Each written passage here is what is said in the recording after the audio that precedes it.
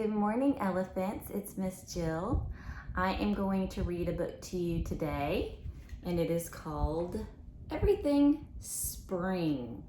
This is part of our spring learning unit, and I wanted to give you guys another chance to look at some things that happen in the spring. Before we start, I will always ask this question.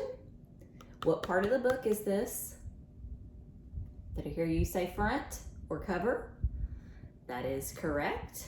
Now I'm going to turn it around. What part of the book is this? I hope everybody's telling me the back. And one more time. This is the spine. That is correct. Now, can you remember what the author does? What does the author do? The author writes the words. The author writes the words. The author writes the words. Hi ho, did you know the author writes the words? And the illustrator, or the person who takes the pictures is the person who draws the pictures or takes the pictures, correct? So this book has actual photographs that someone took, and the name of the person is Jill Esbaum. Jill Esbaum, not me. I'm Jill Welch. I don't write books. Jill Esbaum. She wrote the book and she took the pictures. So let's get started on Everything Spring.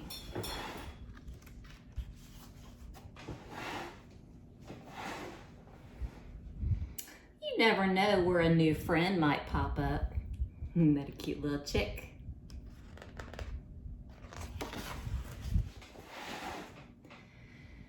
Spring tiptoes in, stirring up earthy smells, coaxing color from the winter brown woods.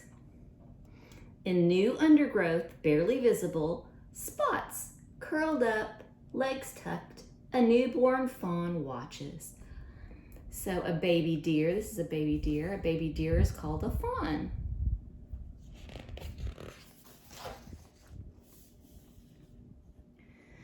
Spring nudges awake slumbering trees. Leaves unfurl to hide fluffy nestlings gobbling a buggy breakfast. Spring pulls flowers and rubbery mushrooms from unexpected places. Look at that. All the trees are starting to bloom in spring. Right here you see the babies in the nest. They're born in the springtime, and there's the mommy feeding some insects. And look. These are mushrooms.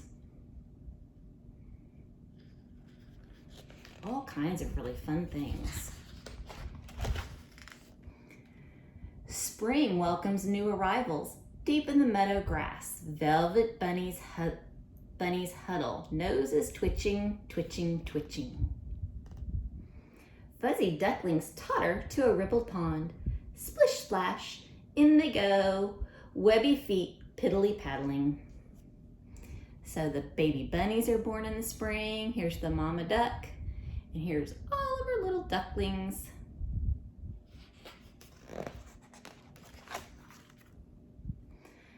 Spring brings babies to the barnyard. Peep, peep, peep.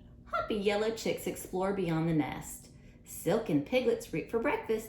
Squeak! Spring scatters dandelions across a dewy hillside. Wobbly lambs kick up their heels with new friends. These are more spring babies.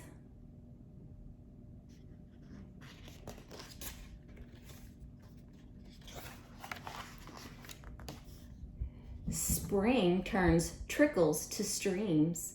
In a sheltered bend, wiggly black tadpoles wait, feeling froggier by the day. So this is a very cool thing. We looked at some tadpoles when we were talking about spring in another one of our books that we read together. This is a tadpole. Can you guys see that? That's a tadpole. That's a baby frog. It's a newborn baby frog. And then here it's getting a little bit bigger. It's looking a little bit more like a frog. And right here, look at that. He still has a little bit of a tail.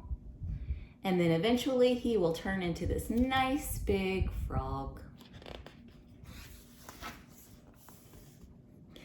Spring urges seedlings in tiny gardens and rolling farmland to reach for the warmth awaiting them above ground.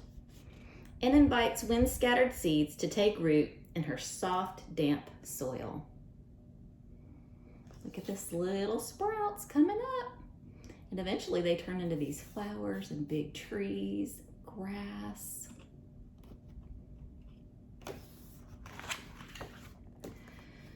Spring drags a gray blanket across the sky.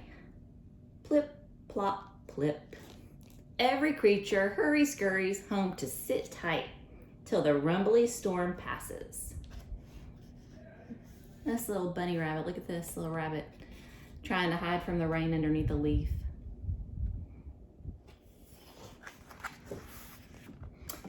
And the spring bright sun shines again.